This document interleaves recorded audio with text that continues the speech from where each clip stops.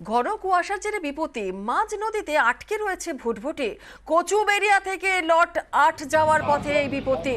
যে ছবি আপনারা দেখছেন, ঘন কুয়াশার জেরে বিপত্তি, মাঝ নদীতেই আটকে গেল ভুটভুটি।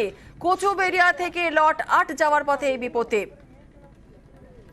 বিশ্বজিৎ হালদার আমাদের প্রতিনিধি রয়েছে, আরো বিস্তারিত বলবে। বিশ্বজিৎ, কি পরিস্থিতি এখন?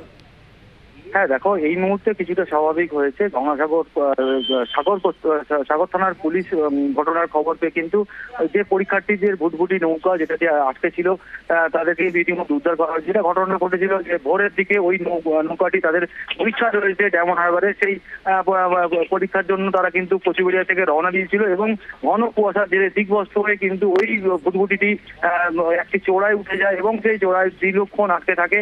এবং তারপর এই ঘটনার খবর যখন সাগর থানার পুলিশ পেল এবং সঙ্গে সঙ্গে তড়িঘড়ি অন্য অপর একটি লঞ্চ নিয়ে তাদেরকে উদ্ধার করে। তাদেরকে ইতিমধ্যে কিন্তু লট নাম্বার 8-এ পৌঁছে দেওয়া হয়েছে। মোট 20 জন পরীক্ষার্থী ছিল এবং তারা ডায়মন্ড হারবারের উদ্দেশ্যে কিন্তু কচুবেড়িয়া থেকে রওনা দিয়েছিল।